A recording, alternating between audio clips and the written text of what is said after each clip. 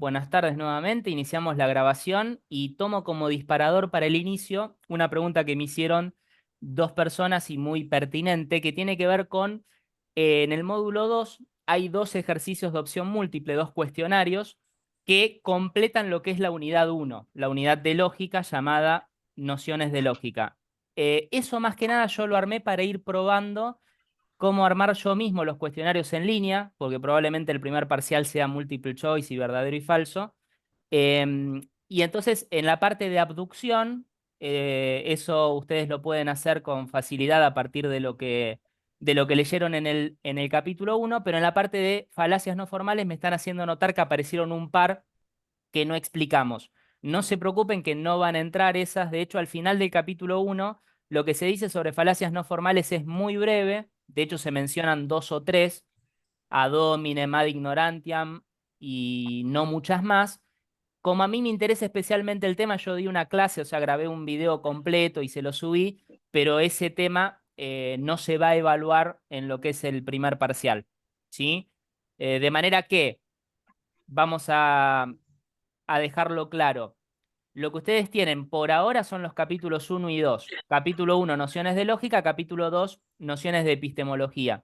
Lo que se va a evaluar seguro es lo que está en el trabajo práctico uno, que nosotros lo resolvimos en un sincrónico anterior, y lo del trabajo práctico 2 lo vamos a ver ahora a continuación. Entonces, módulo uno y módulo 2 corresponden al capítulo uno. Módulo 3, que es el que estamos transitando ahora, corresponde al trabajo práctico 2. Los trabajos prácticos son los ordenadores para que ustedes sepan qué es lo que va a entrar en cada uno de los exámenes, ¿sí? O sea, no se va a tomar nada que yo haya dicho y que no esté en el PDF o en los PDF.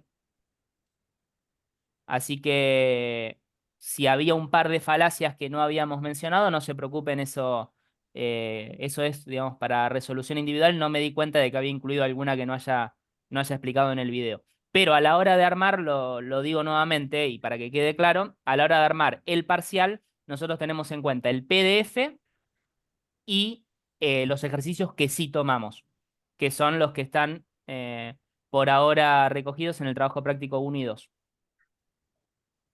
Igual está buenísimo que me lo marquen porque no me había dado cuenta de que había incluido algún ejercicio que no habíamos explicado.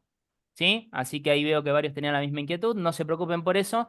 Em, Esos cuestionarios en línea tienen la virtud de que ustedes lo pueden rehacer tantas veces quieran.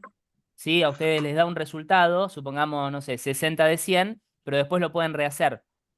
Cosa que no va a pasar en el primer parcial donde sí se puede hacer una sola vez.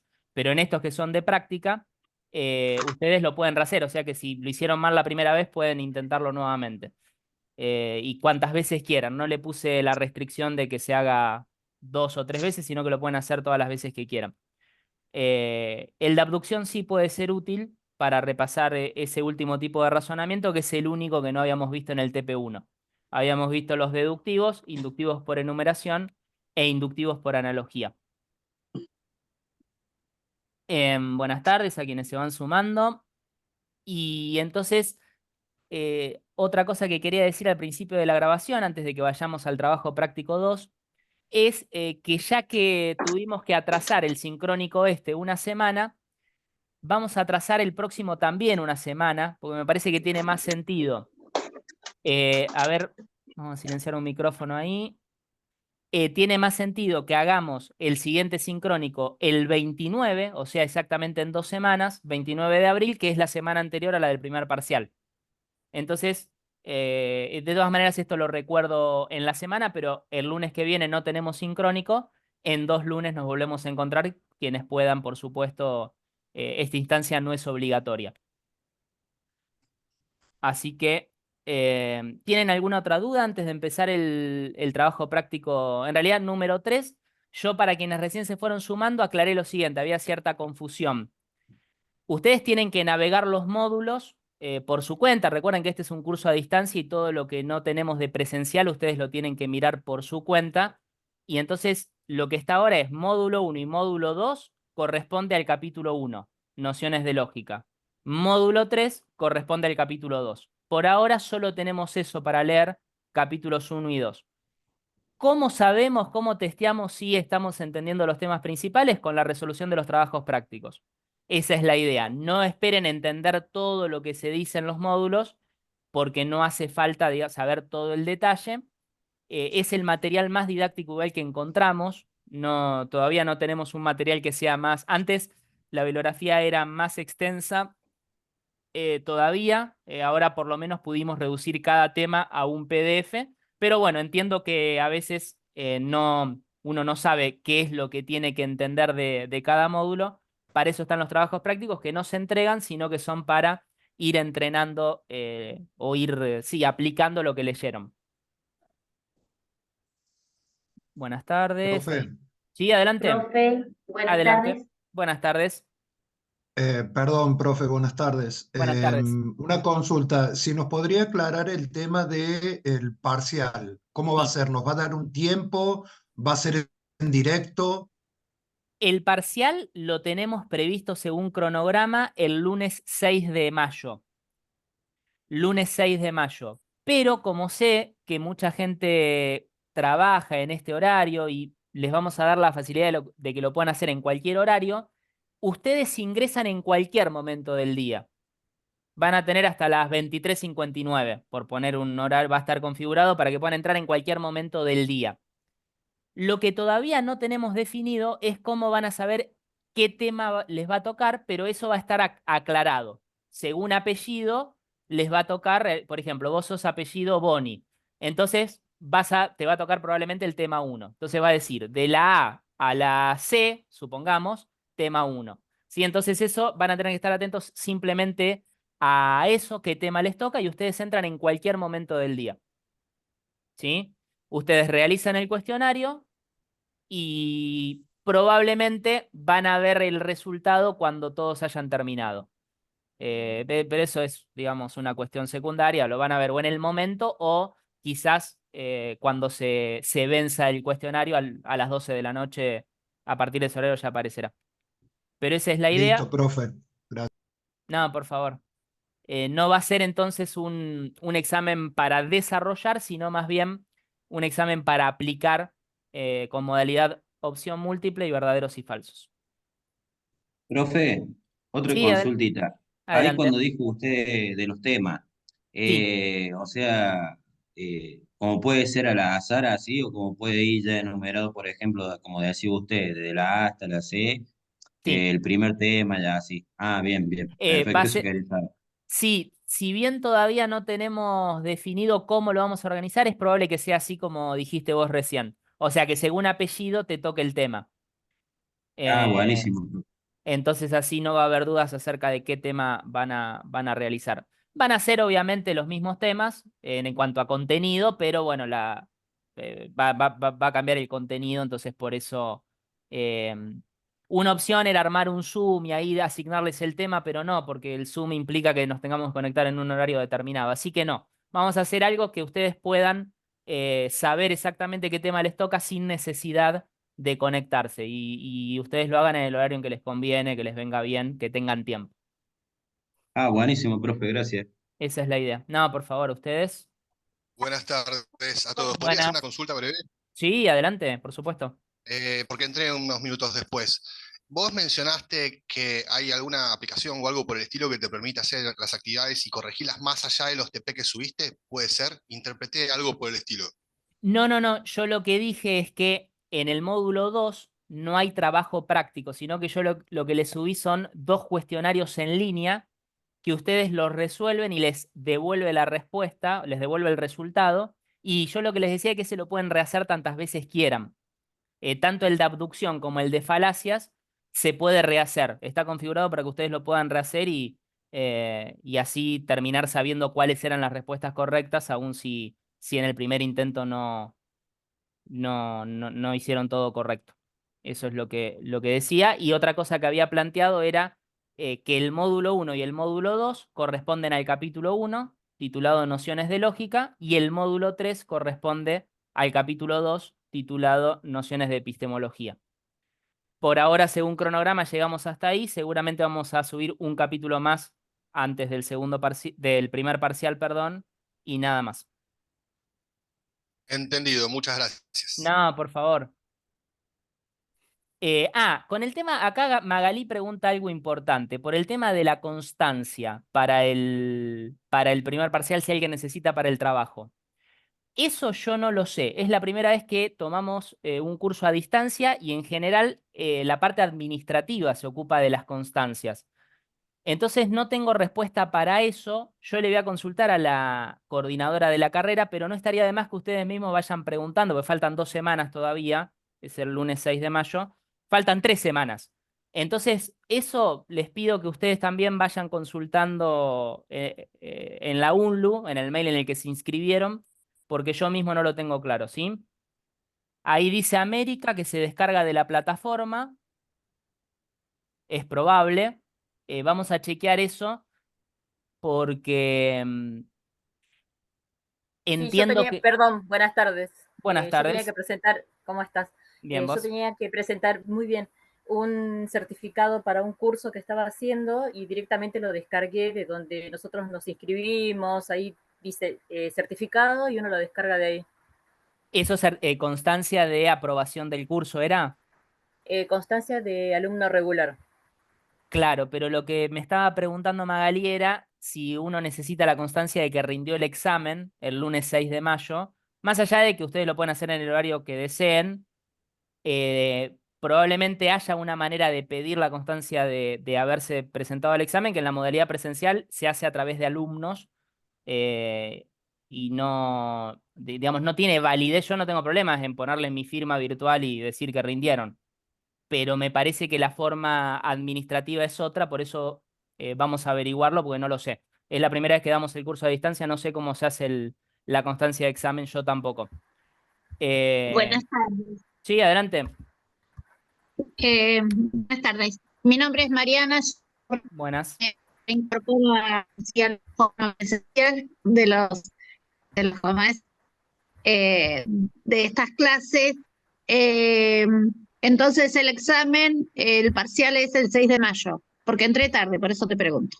Sí, el parcial es el lunes 6 de mayo, está en el cronograma que ustedes tienen en el módulo 0 la fecha, y lo que yo les decía, que por eso dejo Sí, también esta clase grabada, no se preocupen si se pierden de algo porque esto queda grabado, es que ustedes pueden hacerlo en cualquier bien, momento del día, no les vamos a poner la restricción de conectarse a las 3 de la perfecto, tarde, lo pueden hacer si quieren bien. a las 10 de la noche. Yo les recomiendo, no lo hagan a la noche No, no, por porque supuesto. si justo se te corta el wifi, pero van a tener todo el día, lo pueden hacer desde las 12 de la noche de ese lunes hasta las 12 de la noche del martes, ¿sí?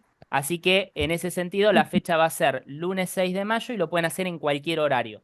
Ustedes Perfecto, tienen una posibilidad de realizarlo en cualquier horario.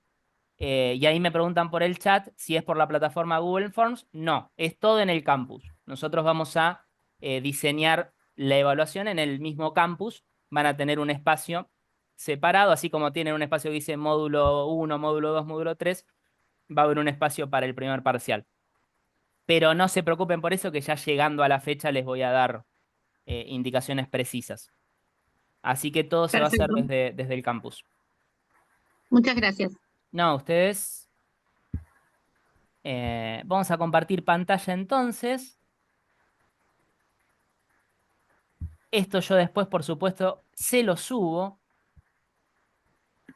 Em, y para hacerlo con mayor rapidez, les voy a mostrar directamente las respuestas, pero la idea es que las discutamos, porque por ahí ustedes en algún caso pusieron una respuesta distinta. La idea es entender por qué estas son las respuestas. ¿Sí? A ver, ahí lo están viendo bien. Trabajo práctico número 3, hipótesis y teorías científicas. Vamos a ampliarlo. No, pero se me achica. Bueno, ahí lo ven bien, ¿no? Sí. Perfecto. Se ve bien. Entonces, Sí, excelente, profe. excelente. Entonces, el objetivo del trabajo práctico 3 es que nosotros sepamos en qué conceptos del capítulo 2 de la bibliografía concentrarnos. El primer concepto fundamental es el de hipótesis. ¿Cómo definimos el concepto de hipótesis? Y entonces, una hipótesis se define como un enunciado del cual no sabemos si es verdadero o falso, aunque podríamos someterlo a prueba mediante procedimientos empíricos. Esa es la definición de hipótesis que usamos en este curso de filosofía de la ciencia. De hecho, un epistemólogo argentino llamado Gregorio Klimovsky da la siguiente definición, que es concordante con esta opción C. Dice, una hipótesis es una proposición en estado de problema. ¿Qué quiere decir con esto? Que es una proposición o una oración informativa cuyo valor de verdad se desconoce al momento de formularla. O sea que cuando hablamos de una hipótesis en el contexto de la filosofía de la ciencia, estamos hablando de una proposición o de un enunciado del cual no sabemos si es verdadero o falso.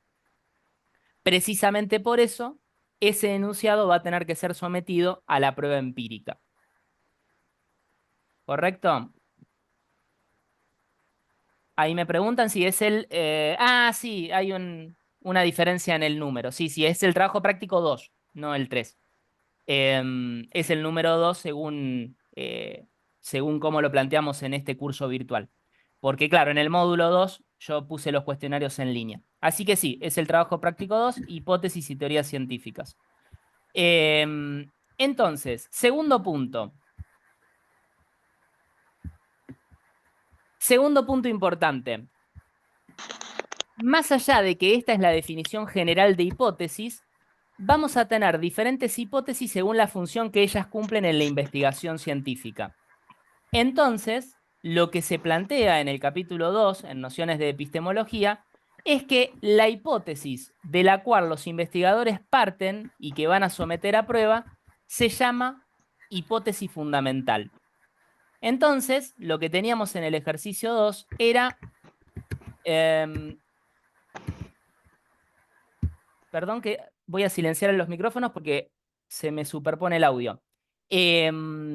Lo que teníamos en el trabajo práctico, en el capítulo 2, es que la hipótesis que se va a someter a prueba empírica se llama hipótesis fundamental. Entonces, en el caso de la experiencia...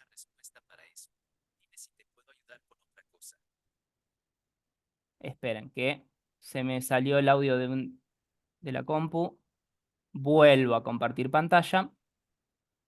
Entonces, si ustedes leyeron el capítulo 2, habrán visto que se menciona el caso de investigación de la generación espontánea, como hasta el siglo XIX muchos biólogos postulaban que la vida podía surgir a partir de la materia inerte. Entonces, lo que van a hacer Redi y Pasteur es justamente oponerse a esta hipótesis planteando que los seres vivos solo pueden surgir a partir de seres vivos preexistentes.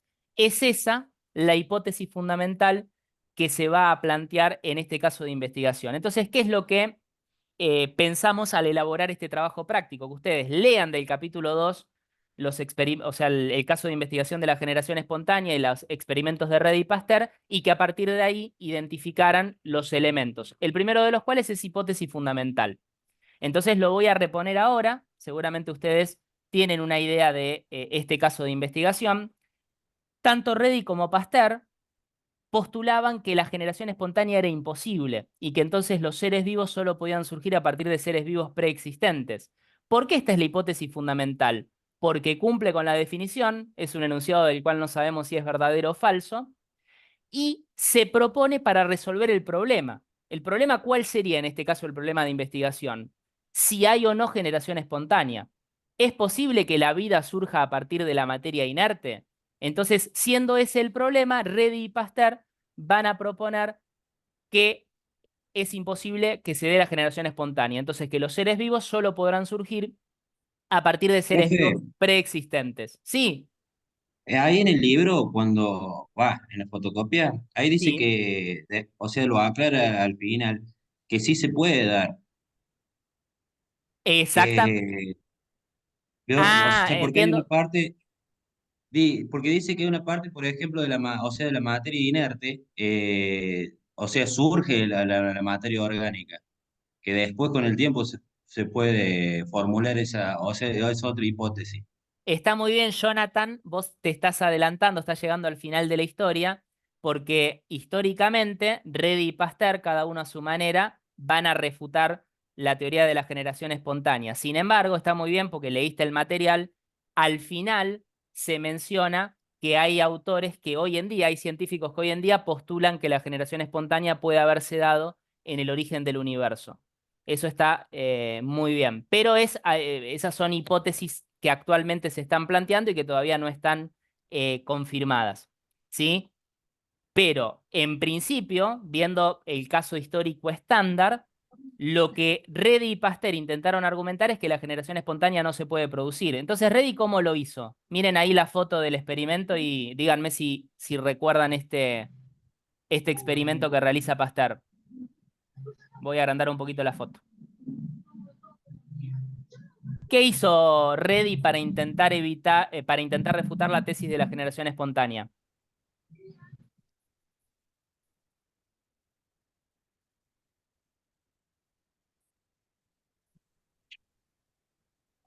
A ver si alguien lo... En uno, profe, o sea, lo selló al frasco, Excelente, eh, Jonathan. Lo cerró herméticamente al 1. Muy bien. herméticamente. Al segundo le puso, para que no ingresaran las moscas, le puso como bueno, lo dice, un pedazo de tela, creo que era por arriba. Sí, sí, sí, una Y en gasa. el tercero lo dejó totalmente abierto. Exactamente. Entonces, si la vida solo pudiera surgir de vida preexistente, lo que debería pasar fue lo que efectivamente pasó, que solamente en el frasco destapado surgiera vida en la carne, ¿no? ¿Por qué? Porque las moscas ponían los huevos y entonces la carne putrefacta se iba a dar en el frasco 3.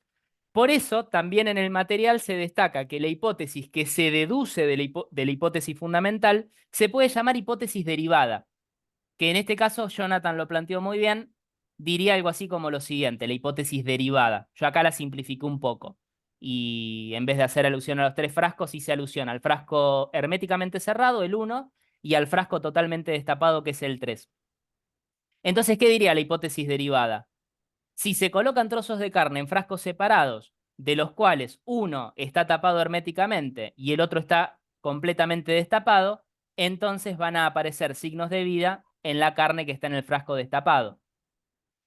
¿Qué es lo que está queriendo probar Reddy con este experimento? Que la generación espontánea no se produce, porque si hubiera generación espontánea y si de la materia inerte surgiera vida, ¿dónde tendría que haber vida? ¿En qué frasco? ¿Y en el primero o en el segundo? Exactamente, en el primero o en el segundo, como dice Juan Pablo, y ni en el primero ni en el segundo apareció vida, en el primero porque estaba tapado herméticamente y en el segundo porque se había colocado una red que impedía que las moscas ingresaran.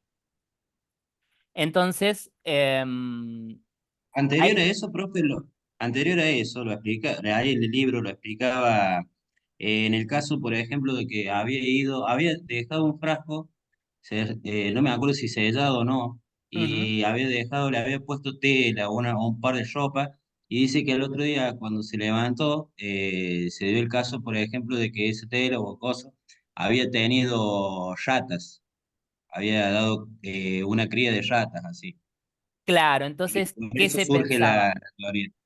Claro, entonces en esa época interpretaban ese hecho como una generación espontánea, ¿no? Sería como hoy, ¿no? Ir a un basural y ver que está lleno de ratas. Entonces pensar que esas ratas surgieron de la basura, o sea, que nacieron de la materia inerte. Exacto, ese fue uno de los elementos que los lleva a postular la hipótesis de la generación espontánea inicialmente. Entonces lo que estaba haciendo Reddy era refutar esa hipótesis.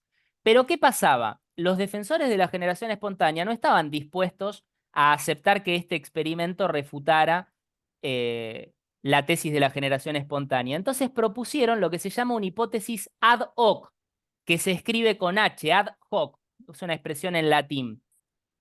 ¿Qué sería una hipótesis ad hoc que después va a aparecer en un ejercicio posterior? Sería una hipótesis que se introduce con el único fin de evitar una refutación. Sí, ahí se los escribí en el chat. Hipótesis ad hoc. Es una hipótesis que se introduce con el único fin, esto va a estar igualmente en un ejercicio posterior, de evitar una refutación. Entonces, ¿qué van a postular los defensores de la generación espontánea de manera desesperada? Que a lo mejor el tapar herméticamente el frasco 1 vició el aire del frasco y que por eso la generación espontánea no se pudo producir.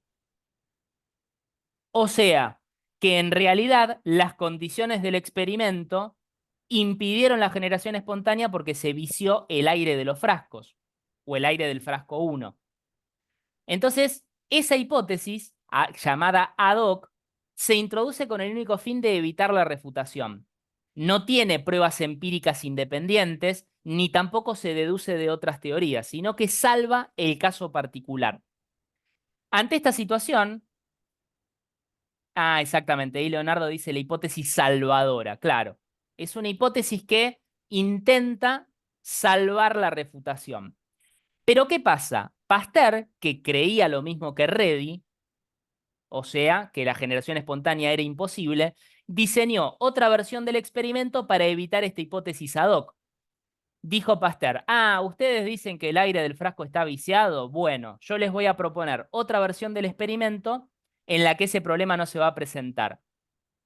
Y entonces, básicamente, esto también está, por supuesto, en el capítulo 2, lo que hace es utilizar un matraz que termina con una boca con cuello de cisne. Entonces, ese matraz va a ser rellenado con caldo de carne. Y antes de iniciar el experimento, se lo somete a la temperatura de ebullición. Entonces, en este caso no hace falta tapar herméticamente el recipiente. De hecho, se deja abierto. Por el tubito ingresa aire. Con lo cual no podían decir que el aire estaba viciado. Pero al hervir el caldo de carne, se mataba a todos los microorganismos que pudiera haber en ese caldo de carne. Eso es una hipótesis auxiliar, una hipótesis que se asume. A la temperatura de ebullición, los microorganismos se van a morir. Entonces, lo que él comprobó es que una vez que hervía el caldo de carne y se dejaba el recipiente parado, el caldo de carne se mantenía incólume, no aparecían microorganismos. ¿Por qué? Porque las partículas de polvo quedaban adheridas en el tubo, que actuaba como un filtro.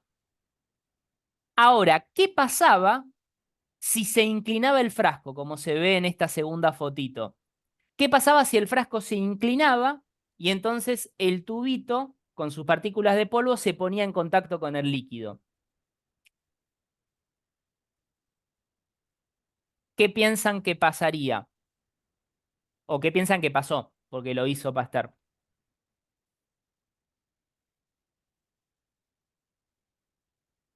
Con el caldo de carne, ¿se iba a Y cuando mantener? el caldo, ¿Los cuan- microbios hicieron contacto con el caldo? eso mismo. Exactamente, muy bien, muy bien. Los microbios hicieron contacto con el caldo y entonces se generó vida a partir de la vida preexistente. O sea, lo que hace Pasteur es mostrar exactamente lo mismo que había probado Redi, solo que con seres microscópicos. O sea, a los microorganismos los observás a través de un microscopio, pero la hipótesis funciona de la misma manera. La vida macroscópica solo surgía a partir de vida previa. La vida microscópica también solo surge a partir de vida previa. Entonces, con esta segunda versión del experimento, Pasteur evitaba la hipótesis ad hoc de que el aire de los frascos estaba viciado.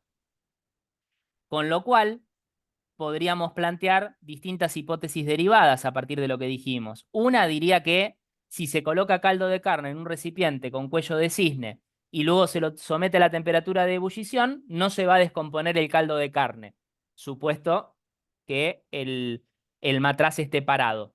Pero la segunda hipótesis derivada de Pasteur afirma que si se inclina el recipiente con cuello de cisne, ahí sí se va a descomponer el caldo de carne, que es lo que me acaban de decir ustedes y qué es lo que efectivamente pasó.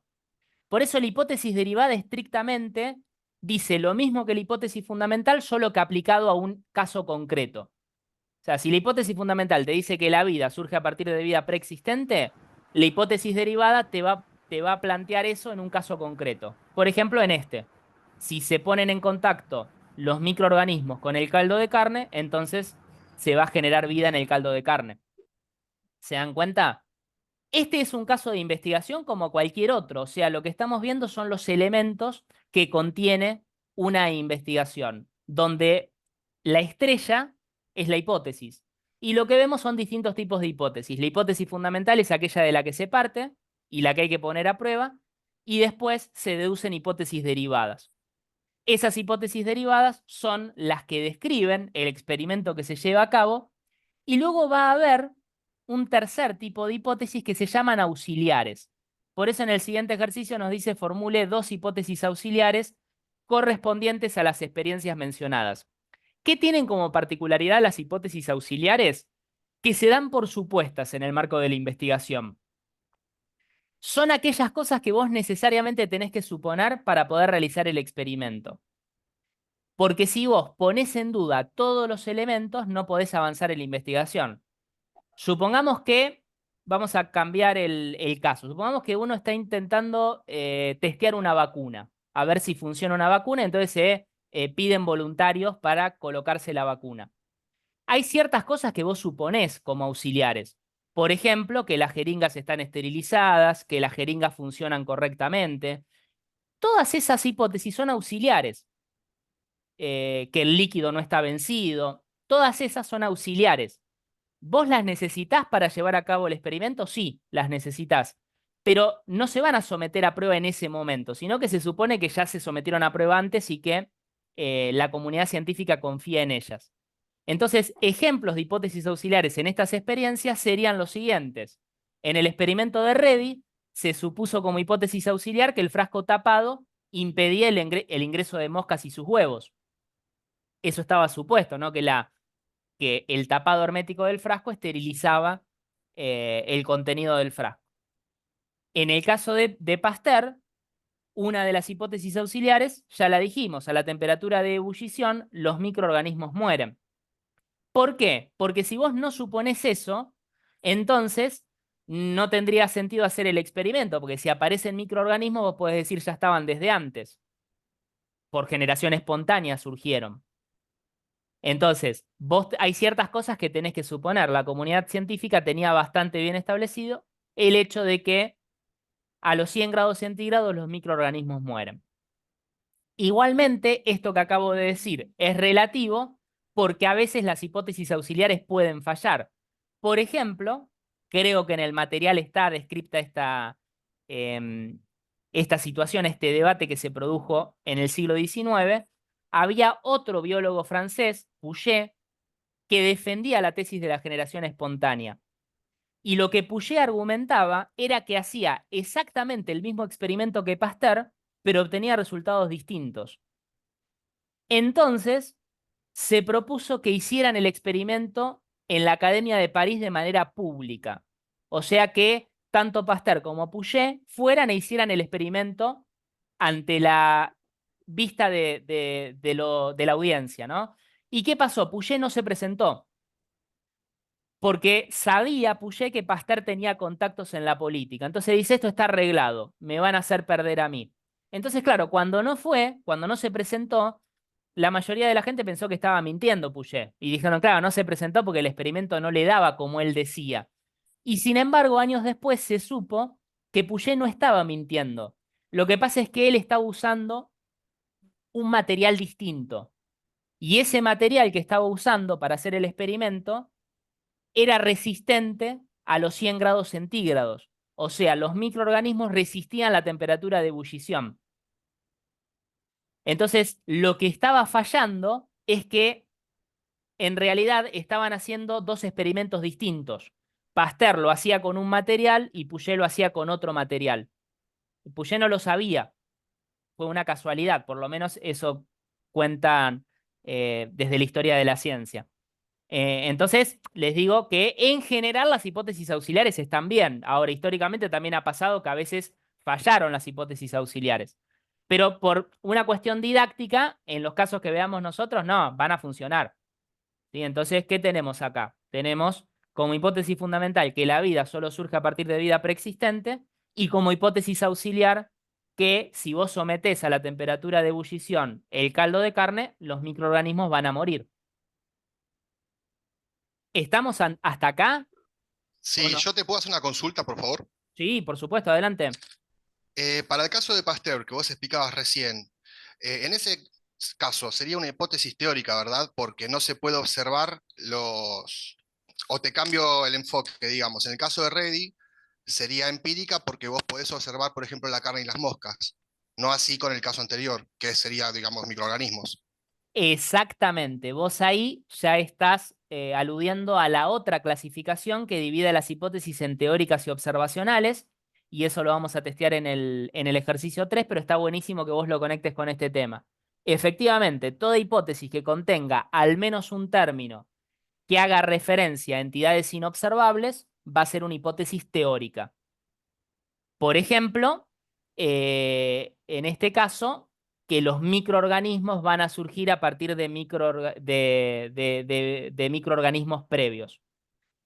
En cambio, la de Reddy, en principio, podría ser empírica si vos decís directamente que los gusanos, porque en realidad son gusanos los que surgen en la carne, provienen de vida preexistente, de los huevos de moscas.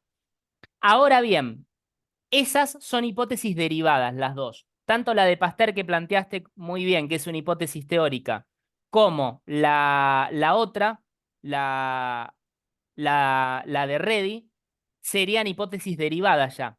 Y efectivamente se cumple lo que vos decís. La hipótesis de Pasteur sería teórica y la hipótesis de Reddy se podría considerar observacional o empírica. Ok, Entonces, gracias. no, a vos. Esta Profe, ¿le puedo hacer una clasificación, consulta? sí, adelante. Ahora termino la idea y me consultás. Para cerrar la idea, esta clasificación que estamos testeando en el ejercicio 2 es la clasificación funcional, que divide las hipótesis según la función que cumple en la investigación. La que planteó Juan Pablo es la clasificación epistemológica que las divide en teóricas y observacionales. Son dos clasificaciones distintas, pero compatibles. Sí, adelante, perdón.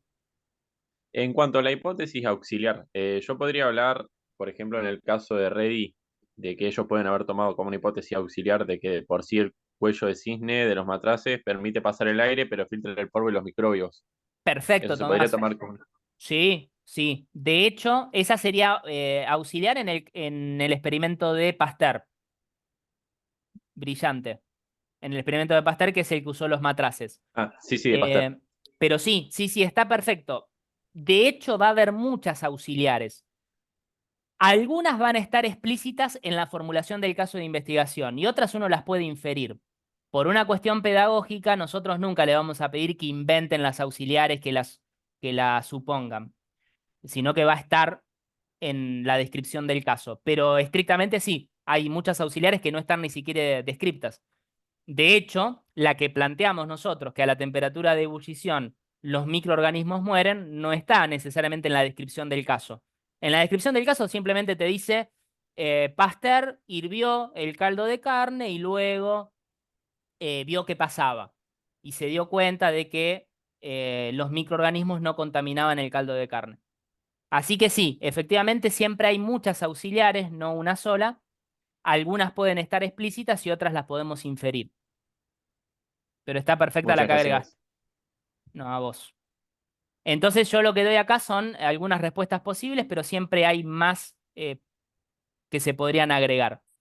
El tercer punto, este lo adelanté, definir el concepto de hipótesis ad hoc. Esta hipótesis no aparece en todos los casos de investigación. Aparece solo en algunos. Por eso si te la piden es porque está. Si no te la piden es porque no está. ¿Sí? Esto es así, porque no siempre hay hipótesis ad hoc. La hipótesis ad hoc, que ustedes la llamaron la hipótesis salvadora, me gustó, aparece cuando vos querés salvar a tu hipótesis de la refutación. Solamente en ese caso. A lo mejor uno se resigna y dice, no, la verdad me refutaron y ya está, no hay hipótesis ad hoc. Pero en algunos casos de la historia de la ciencia se han propuesto hipótesis ad hoc para intentar salvar la hipótesis que se sostenía. Y eso pasó, por ejemplo, acá con los defensores de la generación espontánea. Por eso nos pide que definamos el concepto, según lo que decía el capítulo 2, nociones de epistemología, y que demos al menos algún ejemplo, que vamos a dar uno solo, que es el de la única hipótesis ad hoc que aparecía, y yo además agrego otra más posible, pero alcanzaba con decir, con explicitar la primera. Entonces, primero definamos el concepto. Una hipótesis ad hoc se define como una hipótesis que se introduce con el único fin de evitar la refutación. Esto ya se los había dicho en el chat y está en el capítulo 2. Es una hipótesis que carece de apoyo teórico y de apoyo empírico independiente. Así que esto lo voy a copiar tal cual en el chat por si quieren tener la definición exacta y completa. Ahí lo copio. Entonces, funcionalmente la hipótesis ad hoc es la que se introduce para evitar la refutación. Desde el punto de vista más técnico, se puede definir como una hipótesis que carece de apoyo teórico porque no se deduce de otras teorías y que también carece de apoyo empírico independiente. O sea, no tiene ninguna prueba en su favor, solamente salva el caso que vos querés que salve. Por eso son hipótesis dudosas, son hipótesis de las que en principio uno debería desconfiar, porque parece que solo se introducen para salvar la refutación. Entonces, en el caso que estamos analizando, los partidarios de la generación espontánea, también llamada heterogénea, plantearon, esto ya se los había dicho, que el experimento de Reddy había viciado el aire de los frascos. Entonces, la hipótesis ad hoc era que al haber tapado herméticamente los recipientes, se vició el aire de dichos recipientes, impidiendo de ese modo que la generación espontánea tenga lugar.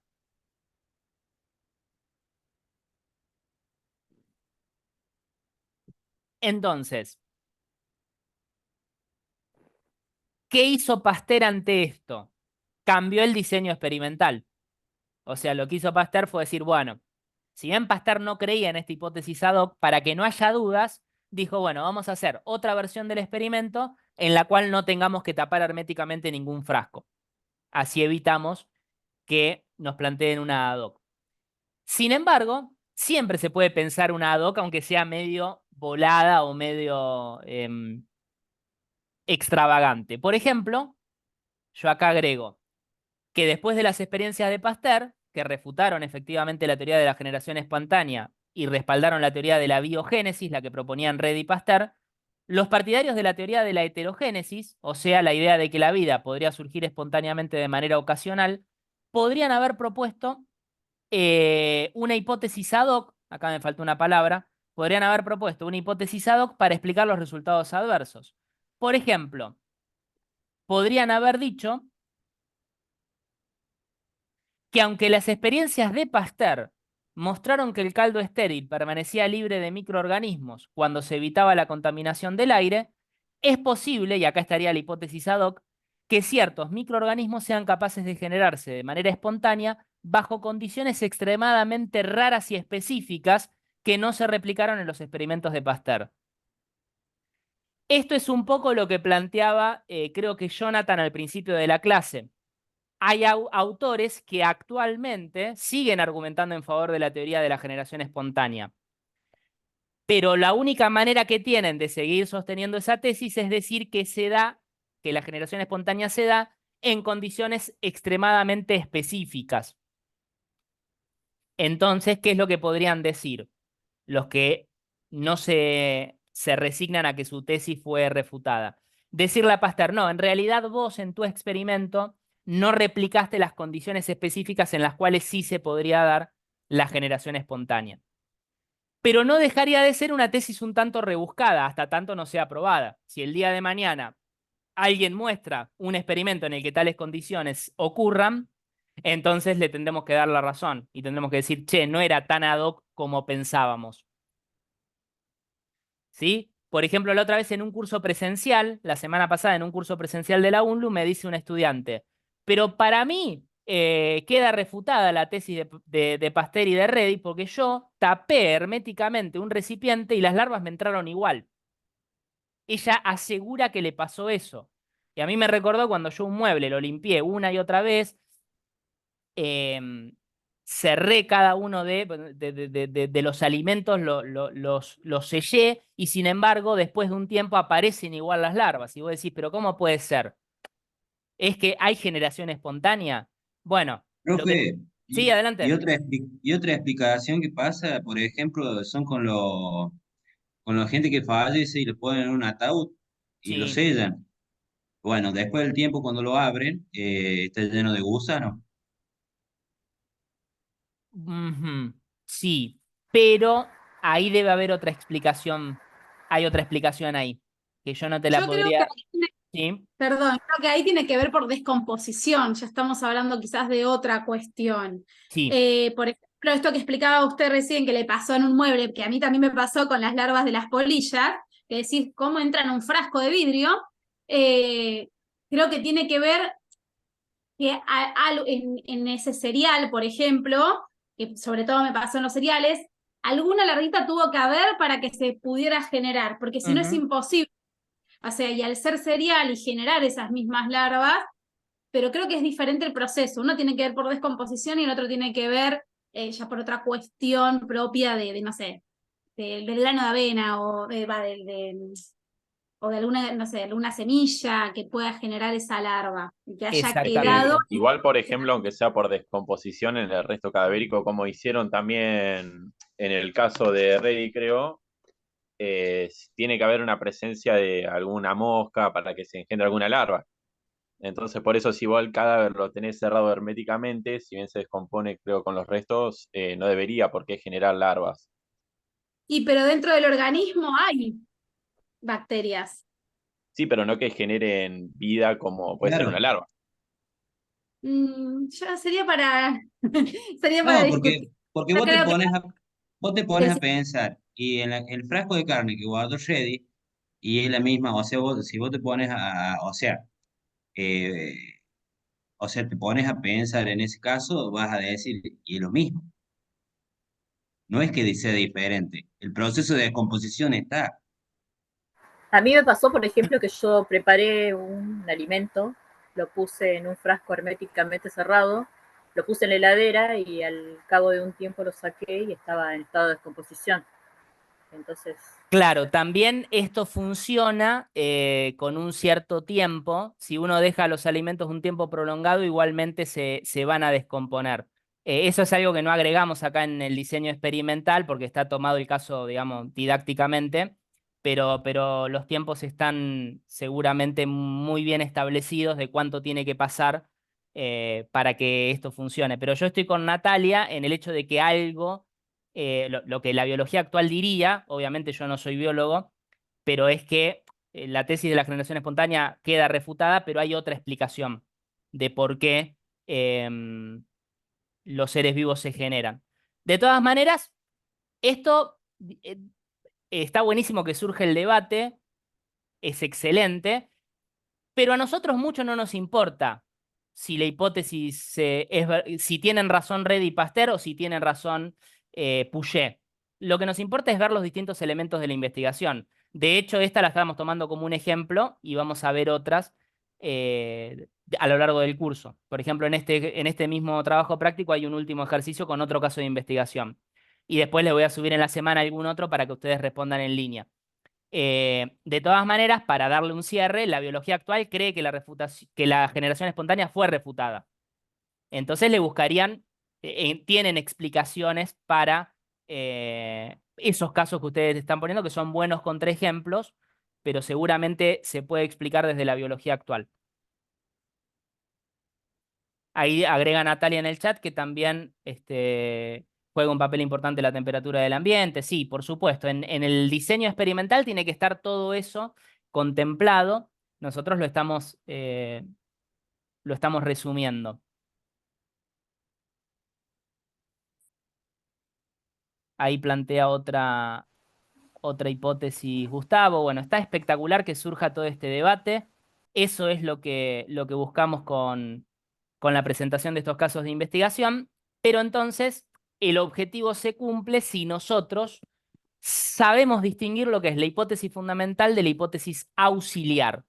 Son dos conceptos que no tenemos que confundir. La hipótesis fundamental es la que se propone como respuesta al problema de estudio y que se va a someter a prueba a lo largo del experimento.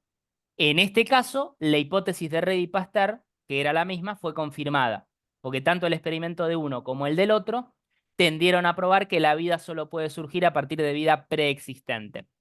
Las hipótesis auxiliares, en cambio, suponen información que es imprescindible para hacer el experimento, pero que ya se asume como información comprobada por la comunidad científica.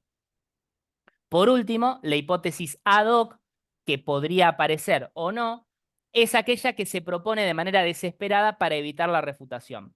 Entonces, si aparece es porque aquellos cuyo experimento refuta su teoría no se resignan a que su hipótesis sea refutada y entonces proponen un intento de salvar la hipótesis a partir de una hipótesis ad hoc que funciona para ese caso puntual, pero que no tiene otras pruebas empíricas ni otras pruebas teóricas en su favor. ¿Sí? Entonces ahí Luciana también agrega que hay que tener en cuenta el esterilizado de los frascos. El esterilizado tiene que ser perfecto para que esto funcione. Entonces yo hipotetizo que en mi casa, cuando yo lo hice, no me di cuenta y no había esterilizado o no había cerrado herméticamente los frascos como yo creía. O había quedado, como antes decían, alguna larvita chiquitita en un cereal o en un arroz y no es que refutamos la teoría de la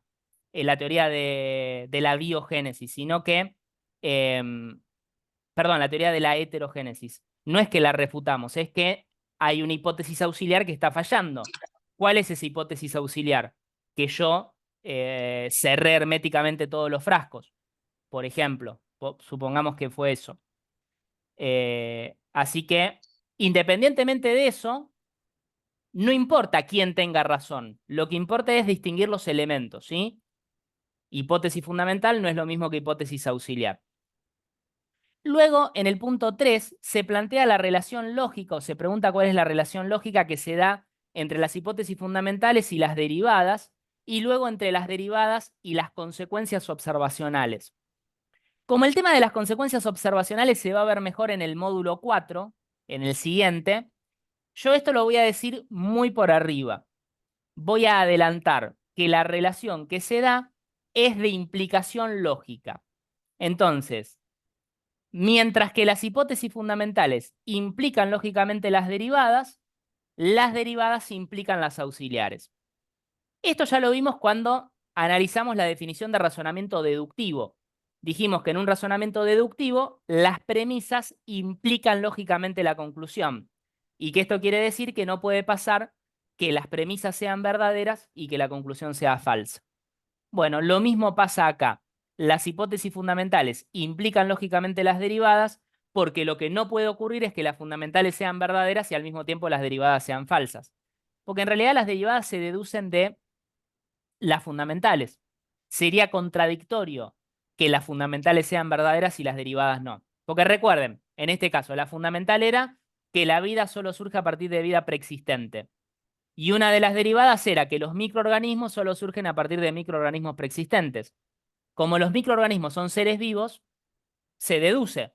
No puede pasar que sea verdadera la fundamental y sea falsa la derivada.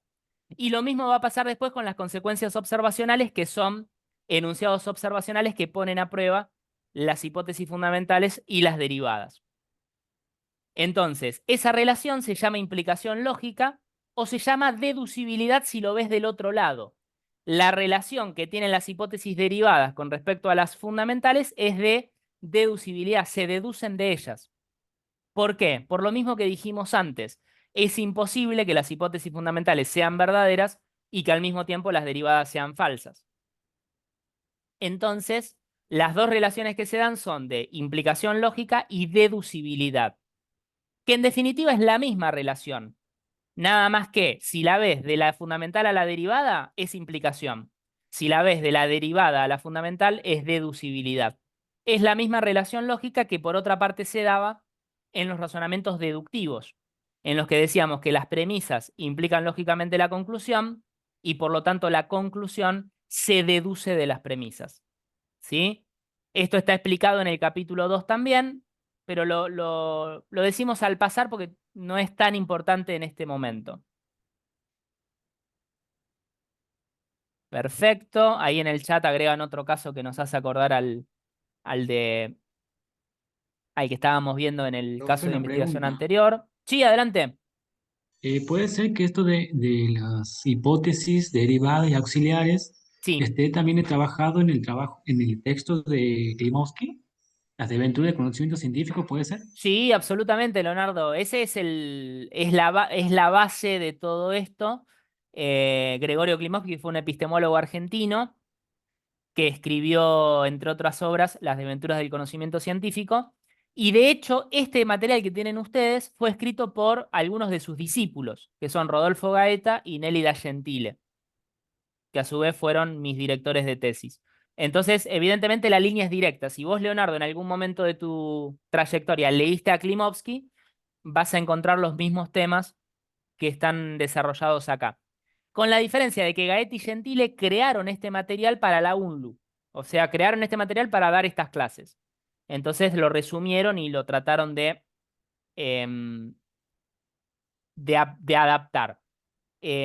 Si ustedes, yo sé Bien. que a veces resulta complicado, pero si ustedes lo relacionan con cómo se daba antes la materia, donde directamente te daban el libro de Klimovsky, está mucho más didácticamente explicado. Después, obviamente, uno se puede perder con un caso de investigación o con otro, pero esos son ejemplos. O sea, lo que hay que entender son los conceptos generales. Claro, profe, particularmente me resultó complejo entender a Klimovsky. Claro, sí, sí, sí. Entonces, lo que vamos a hacer es ver en el ejercicio 4 por separado las dos clasificaciones de Klimovsky, que son la clasificación epistemológica y la clasificación lógica. Es precisamente lo que nos pide esta consigna. Ahora lo recuerdo, esto está en la clase del módulo 3, ¿sí? Yo grabé en una clase específica sobre clasificación de hipótesis, ¿sí? Está en el módulo 3.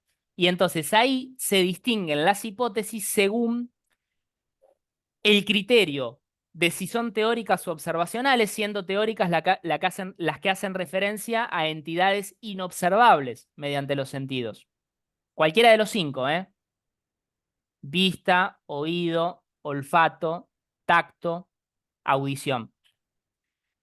Si es inobservable la entidad a través de cualquiera de los 5 sentidos, es porque la hipótesis que contiene ese término es teórica. En cambio, si todos los términos son observacionales, si todos los términos hacen referencia a entidades directamente observables, como esta pared es blanca, entonces la hipótesis es observacional. ¿Cuándo va a ser mixta? Cuando combina términos teóricos y términos observacionales. Como cuando digo, esta pared blanca está compuesta por moléculas. Entonces ahí la hipótesis es teórica, porque tiene la palabra moléculas que hace referencia a algo inobservable, pero además es mixta, porque contiene términos observacionales como pared y blanca. Entonces esa es una clasificación según si los referentes son observables o inobservables. Si los referentes son inobservables es teórica, si son observables es observacional. Si combina los dos, mixta. Y después hay una segunda clasificación que tiene en cuenta la forma lógica de la hipótesis. Si la forma lógica es universal, si te dice todos los cisnes son blancos, entonces va a ser una hipótesis universal. Si en cambio utiliza el cuantificador existencial, algunos cisnes son blancos, va a ser existencial. Y después tenemos otras variantes que son estadísticas, cuando marca una frecuencia relativa entre propiedades, el 20% de los estudiantes tal cosa, o singulares si se refiere a uno solo. Si yo te digo, por ejemplo, este termo es verde, esa hipótesis es singular. Entonces, lo que te pide este ejercicio es que clasifiques un conjunto de hipótesis tomando en cuenta los dos criterios, teórico observacional por un lado y universal, existencial, estadístico, singular por el otro. Entonces, vamos a analizarlas una por una. La primera dice, el 20% de los recién nacidos en la sala B tiene sobrepeso. Entonces, vamos primero con el carácter teórico u observacional. Los términos descriptivos, que son los niños recién nacidos, la sala B y el sobrepeso, ¿son teóricos o son observacionales? Observacionales. Exactamente. Todos los términos hacen referencia a cosas que en principio, o a entidades que en principio son directamente observables. Entonces, desde el punto de vista epistemológico es una hipótesis observacional. Pero desde el punto de vista lógico, es muestral, que es algo que no estaba en la consigna y debería haber estado. Lo voy a agregar. ¿Por qué es muestral? Porque hace referencia a un conjunto finito y directamente accesible de niños. No se refiere al 20% de los niños del mundo o del país. No, el 20% de los niños que están en la sala B de este hospital. Entonces, cuando la hipótesis tiene una forma tal que hace referencia a un conjunto directamente accesible, se llama muestral. Distinto sería el caso si el conjunto fuera inaccesible. Si vos dijeras el 20% de los niños recién nacidos en Argentina, ahí sería estadística. ¿Sí? Entonces, esta es la clasificación de Klimovsky a la que hacían referencia y que está expresada en la clase del módulo 3. Veamos la siguiente. En la Argentina hay movilidad entre las clases sociales. ¿Por qué la califiqué como teórica? ¿Por qué les parece que es teórica, que la calificamos como teórica?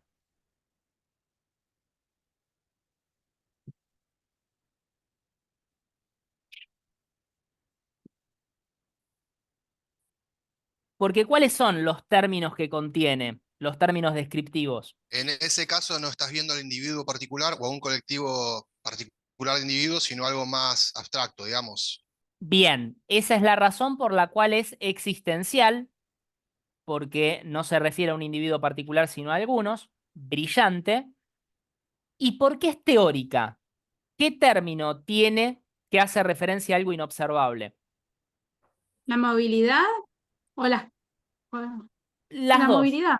La Y las movilidad clases sociales también, ¿no? y las clases Las clases sociales sociales. también. Las clases sociales. Ahí está. Mm. El término clases sociales es un término teórico, por ejemplo, de la sociología.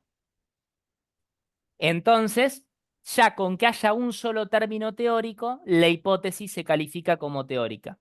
La movilidad también, en este caso sería inobservable porque es la movilidad entre las clases sociales, pero el término más propiamente teórico sería clases sociales.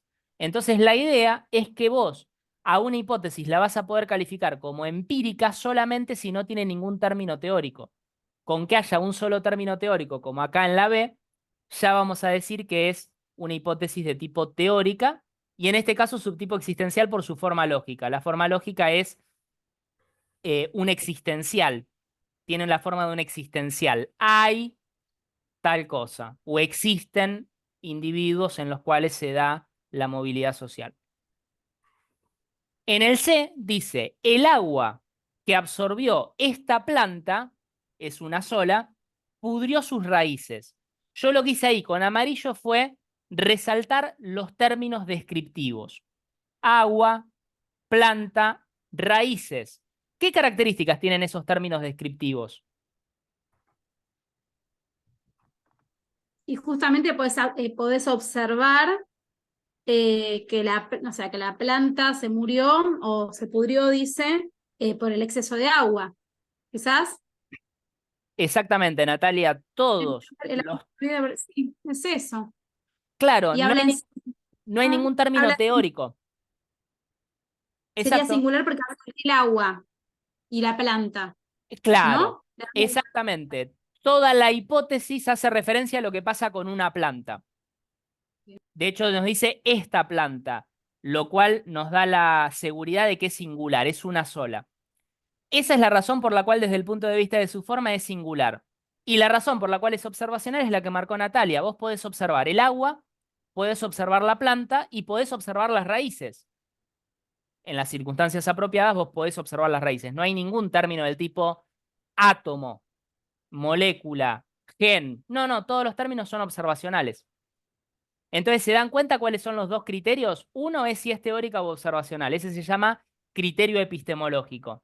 Y el otro es el criterio lógico. Según la forma lógica vas a poder decir que es singular, muestral, universal, existencial o estadística. Entonces, esta es la clasificación que plantea Klimovsky para que podamos etiquetar a cualquier hipótesis de la ciencia. Veamos la 4. A ver la 4 que dice. La D.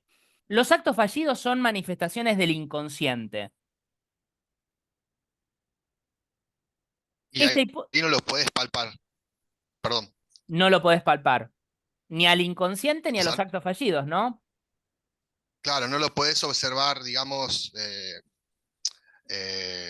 alguna manera palpable. Es algo más bien conceptual. Excelente. Y Me gusta que utilices la expresión palpable porque Klimovsky toma el término observacional en un sentido tan amplio que involucra cualquiera de los 5 sentidos. Entonces nosotros en español le diríamos palpable o perceptible.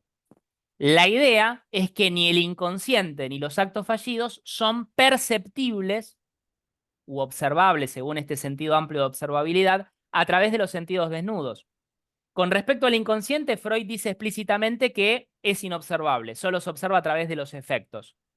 Y con respecto a los actos fallidos, si bien alguien podría decir que un chiste o un lapsus del lenguaje se puede observar o se puede percibir, en realidad lo podés percibir si ya tenés la teoría psicoanalítica que te hace percibir eso como un acto fallido. Si no, no lo percibís, es conceptual. Por eso me gustó cómo lo dijiste. ¿Te puedo interrumpir con algo que, bueno, quiero determinar si sería básicamente teórico o empírico, con un ejemplo, bueno, particular o un poco particular? Sí, por supuesto, dale. Hay una serie en Netflix que, bueno, se llama DOA, y básicamente, para resumir y tratar de no spoilear, hay una persona que en un momento dado hace un experimento, un médico, un científico, y quiere determinar los sueños de las personas. Y en Ajá, ese caso obtiene grabaciones, etcétera. Bueno, por cierto, la recomiendo. la Si voy a ver. vos, en un caso así, está muy buena. En un caso así, si vos tenés algo que partís de lo mental, digamos que no es tangible, pero pasás a cierto proceso que se puede grabar. Aclaro que está en el campo de la ciencia ficción, ¿no? Pero Ujú. si eventualmente vos, mediante cierto procedimiento o un experimento, podés pasar de algo mental o que no es tangible a algo que se puede o que puede ser audible, en ese caso puede haber, digamos, como una transmutación o pasar de una categoría a otra, más Si allá de es, que, bueno, es... sí, Sí, más allá de que es ciencia ficción, por ahí el día de mañana eso se hace posible y si eso se hiciera posible, sí. De hecho, hay muchos casos en la historia de la ciencia en los cuales una entidad que era considerada puramente teórica pasa a ser observable. Por Como ejemplo, captar los electrones, ¿no? claro, ahí Tomás es un muy buen ejemplo. Las trazas blancas que aparecen en la cámara de niebla son maneras indirectas de observar los electrones. Lo que pasaría en ese ejemplo que puso Tomás sería que electrones seguiría siendo teórico, pero la traza blanca es observable. Entonces vos podrías formular una hipótesis mixta que diga, si vos ves unas trazas blancas en una cámara de niebla, es porque hay electrones. Eso por un lado. Por el otro, la ciencia también ha interpretado que ciertos conceptos eran puramente teóricos y después por el avance de la tecnología se hicieron observacionales, que sería un caso parecido al que plantea Juan Pablo en esta serie, que es el láser. La luz láser era un fenómeno puramente teórico hace 100 años, porque era un efecto que teóricamente se podía producir a partir de la mecánica cuántica. Ahora, desde el momento en que se generaron los dispositivos que te muestran la luz láser, hoy en día lo consideramos observacional al término láser. Entonces, efectivamente, si el día de mañana uno pudiera percibir o, sí, observar los sueños que fueron grabados, hoy en día es ciencia ficción, pero si eso fuera posible en el futuro, el término tranquilamente pasaría de teórico a observacional. Es uno de los problemas que tiene esta distinción, que en algún punto depende del avance de la tecnología. Entonces hay un filósofo de la ciencia actual, Van Frasen, que plantea, si los seres humanos el día de mañana por una mutación tuviéramos órganos de microscopio electrónico, entonces los electrones pasarían a ser observacionales. El término electrones pasaría a ser observacional. Por supuesto, eso no pasó. No tenemos órganos de percepción de microscopio electrónico, pero en algún punto depende de nuestros órganos de percepción actuales y del avance de la ciencia, del avance de la tecnología, qué consideramos teórico y qué observacional. Tanto es así que en la segunda parte de la materia vamos a problematizar esta distinción. Va a haber autores que van a decir que no hay forma de saber si un término es observacional, que en realidad todos los términos son teóricos.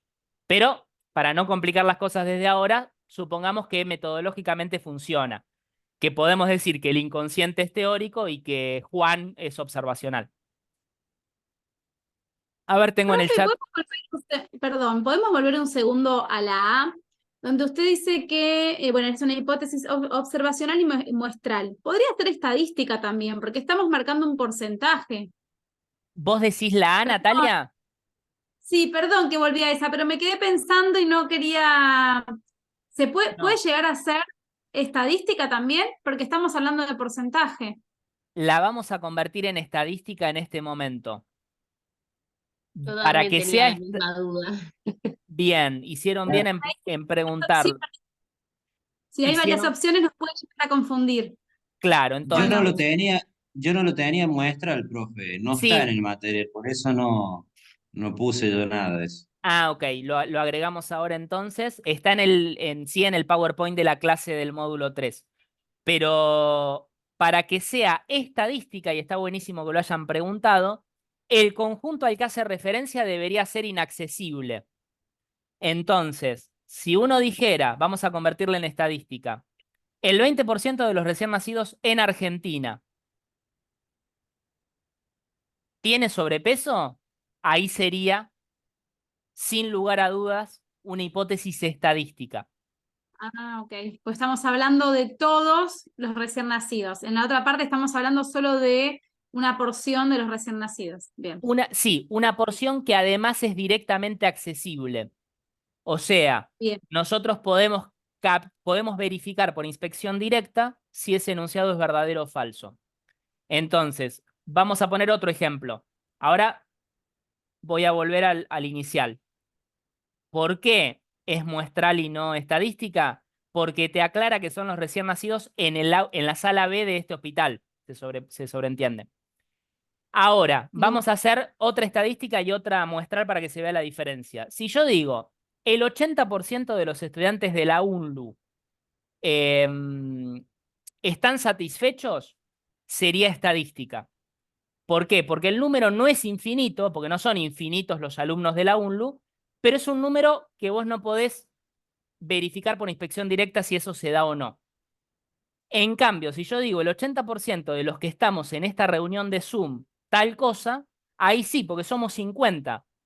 Entonces es un número en el que eventualmente uno podría comprobar si la hipótesis se cumple o no. Profe, le cuento, ¿no? En Sí. la carrera nosotros hicimos nuestra tesis y la profe nos había puesto un número. Que si nosotros hablábamos de estadística, nosotros, bueno, en particular mi tesis trató sobre el ingenio azucarero de Misiones, San Javier.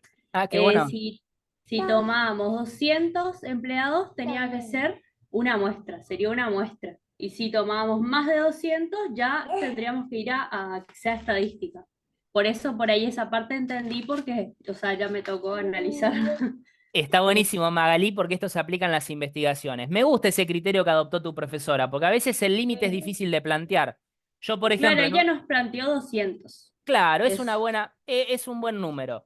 De hecho, yo me acuerdo que una vez en un examen del ciclo básico común de la UBA, que hay una materia muy parecida a esta, que se llama pensamiento científico, había puesto en un parcial, como ejemplo de muestral, que los perros de la estancia de las Marías son negros. Entonces, para mí estaba clarísimo que era muestral, porque yo estaba diciendo los perros de la estancia de las Marías. Y me dicen, pero mirá si la estancia tiene tantas hectáreas. Y me hicieron decir, no, tendría que haber sido más explícito y decir, por ejemplo, como dice Magalí, los 30 perros que están en este campo son negros. Bueno, ahí sí quedaría claro que es muestral. Porque a veces, más allá de que me lo dijeron medio en chiste los chicos, es cierto, uno está suponiendo que el universo era lo suficientemente pequeño como para poder verificarlo con inspección directa. Entonces está bueno lo que plantea Magalí como criterio. Bueno, si es un número finito y directamente accesible, supongamos 200, sería muestral. Pero ya si decís, los estudiantes de la UNLU, ya no es muestral. Ahí sería universal, pero si yo dijera el 80% de los estudiantes de la UNLU, claramente sería estadístico, porque por más que no sea un número infinito, no es directamente accesible. Son mucho más que 200 los estudiantes de la UNLU. ¿Sí? ¿Estamos de acuerdo? Perdón que la hice volver a eso, pero me quedé pensando y la No. leía y la leía y digo, bueno, me confundió eso. No, excelente que hayas vuelto, que para eso sirven los encuentros sincrónicos, para sacarnos esas dudas, porque estas respuestas yo después se las voy a subir, pero si yo se las subo directamente y no lo discutimos, por ahí te quedás con la duda por qué es muestral y no estadística. Así que está perfecto, es para eso la clase. Fíjense, la E combina el carácter teórico con el carácter estadístico. ¿Por qué es teórica la hipótesis? Porque la fiebre tifoidea es un término teórico, hace referencia a algo que no es directamente palpable, como decía Juan Pablo, no es observable en el sentido amplio de Klimovsky. Pero además marca un número probabilístico. En vez de decir el 10%, dice que la proporción es de 0,10. Sería como decir el 10%. Entonces, desde el punto de vista epistemológico sería teórica, pero desde el punto de vista de su forma sería sin lugar a dudas, estadística. No sería muestral porque se refiere a un universo inaccesible. ¿Sí? F, una de las... también a veces ponemos, porque ¿qué pasa? Si uno elige solamente ejemplos de las ciencias naturales, uno se da cuenta de que, si bien esta materia no es epistemología de la geografía, está bueno también traerlo para las ciencias sociales. Entonces, ponemos ejemplos de las ciencias sociales, pero también son más difíciles de analizar. Es el pro y el contra. El pro es que lo ves más aplicable a nuestra área, pero al mismo tiempo a veces se hace más difícil. Por ejemplo, en este. En el proceso de comunicación de todo grupo humano ocurre el fenómeno de influencia social. ¿Me conceden que la influencia social o la comunicación son términos teóricos? Si me lo conceden, entonces la hipótesis es teórica. Alguien podría dudar acerca del término comunicación. Alguien me podría decir, no, la comunicación es observable y se los puedo aceptar. Pero la influencia social sería un término teórico. Entonces ya con que haya un solo término teórico, la hipótesis sería teórica. Podría ser pura o mixta, no importa mucho. Con que pongas teórica está bien. ¿Y por qué puse universal también con respecto a su forma? Porque dice todo grupo humano. Exactamente, se refiere a todos los casos, todo grupo humano. Brillante. Después volvemos a la física, ciencia natural. El período de oscilación de un péndulo es independiente de su masa. Entonces, fíjense, período de oscilación y masa son términos teóricos de la física. Pero hay un término que es observacional, el péndulo, que sí lo podés observar. Entonces, por eso la marcamos como una hipótesis teórica subtipo mixta, y desde el punto de vista de su forma universal, porque está hablando de todos los péndulos. Aunque no diga en este caso todos, sino dice, no se está refiriendo a un péndulo solo, sino a lo que pasa con el periodo de oscilación de cualquier péndulo. ¿Sí? Entonces, no siempre en español se usa la palabra todos. Cuando se usa, es claro que es universal, pero por ahí te lo puede plantear de esta manera. E igual sigue siendo universal. Como si yo digo, el tigre es un felino. Es universal, porque no me refiero a un tigre en particular, me refiero a cualquier tigre. También lo podría decir con todos, y decir todos los tigres son felinos, y obviamente también es universal. ¿Sí? Estas creo que eran más fáciles. Las células de este tejido observadas al microscopio presentan grumosidades. Bueno, acá, ¿por qué sería teórica? Vamos primero a lo seguro. ¿Por qué sería teórica? Con la célula. Exactamente, por las células. Término claramente teórico. Ahí hay dos interpretaciones posibles. O que me digan que para ustedes todo es teórico, porque si la célula es teórica, los tejidos que observás en el microscopio también son teóricos. O bien que me digas que los términos microscopio y grumosidades serían observacionales. Y entonces yo creo que esta es la interpretación más asequible y por eso la tomé como teórica mixta. Teórica porque tiene el término células, que es claramente teórico. Pero mixta porque el microscopio es, sin lugar a dudas, observacional. E inclusive las Profe, grumosidades podrían considerarse observacionales. Sí, una pregunta. Yo le puse mixta, pero porque el tejido es observable, pero las células no mediante los sentidos desnudos. bien. Profe, Está bien y pensado también. aparte la lógica es que en sí el microscopio fue creado para poder ver la célula. Exacto. Sí, lo que pasa es que acá entra en juego el sentido científico y el sentido filosófico de la palabra observable. Nosotros el que vimos en este curso es el sentido filosófico, el que plantea Klimovsky. Y el sentido filosófico es demasiado exigente porque te pide que para que el término sea observacional, se refiere a algo directamente observable a través de los sentidos desnudos. O sea que temperatura, según este criterio filosófico, sería teórico, porque vos necesitas un instrumento de medición aunque sea simple, un termómetro, por ejemplo. Y lo mismo pasa acá. Si bien la célula se puede observar a través del microscopio, el sentido filosófico de la expresión observable hace que no pueda ser considerado observable, porque si vos tenés que usar un instrumento, el microscopio, es porque la entidad es inobservable.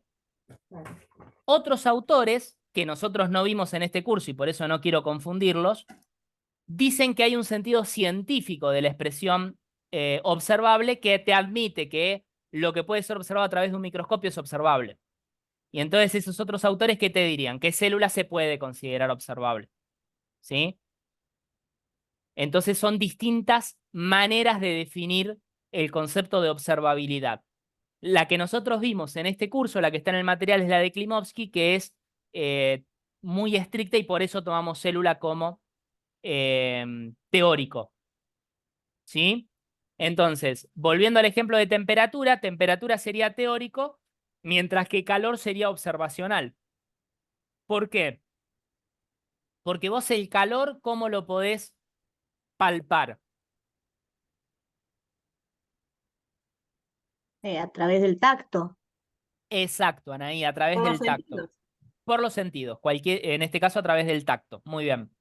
En cambio, la temperatura no. Vos la temperatura la tenés que o medir con un instrumento de medición, y entonces ya no cumple con la definición estricta de Klimovsky, o bien la tenés que inferir, pero inferir no es lo mismo que observar. Entonces, si yo digo el agua de la olla está hirviendo porque veo globitos, eso no es que yo esté observando la temperatura. Estoy infiriendo la temperatura a partir de mi observación. Lo que yo observo es agua y globitos. La temperatura ya es teórica. ¿Sí? Es una manera de definir las cosas. No, eso no significa que los científicos usen esta manera, pero es una manera de entendernos en la práctica. Entonces, metodológicamente funciona. De todas maneras, los científicos estarían de acuerdo en que una célula es teórica y en que un microscopio es observacional.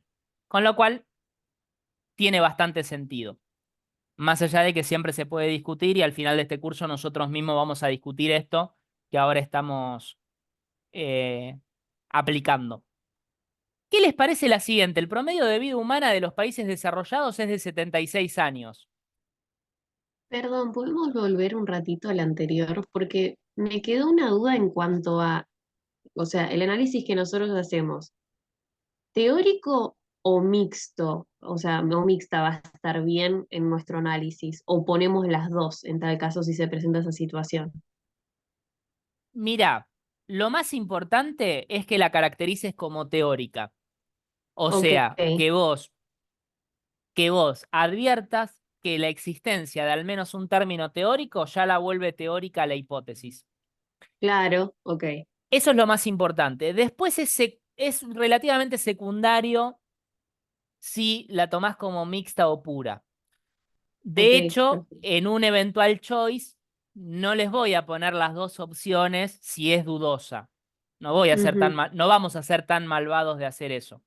Entonces, en definitiva, las opciones siempre van a ser excluyentes. Bueno, ¿cómo es esta hipótesis? Observacional, suponete, observacional y universal, teórica y singular o observacional y existencial. Bueno, si entendiste el tema, me vas Claro. a decir que es Sí, teórica sí, sí. y singular.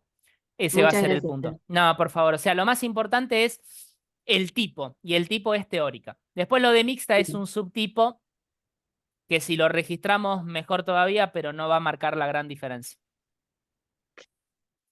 Y fíjense que en la I, ya les mostré la respuesta. Acá tenemos un caso de, la I dice, el promedio de vida humana en los países desarrollados es de 76 años. Entonces, países desarrollados o vida humana son términos teóricos. Vos no podés observar un país desarrollado. Son conceptos teóricos. Entonces, no dudamos en etiquetarlas como teóricas. Ahora, ¿por qué la marqué también como estadística? Porque ¿qué te está diciendo la hipótesis sí? El promedio Que de la vida marca un humana. promedio. Marca un promedio, claro, no te está diciendo que todas las personas mueren a los 76 años.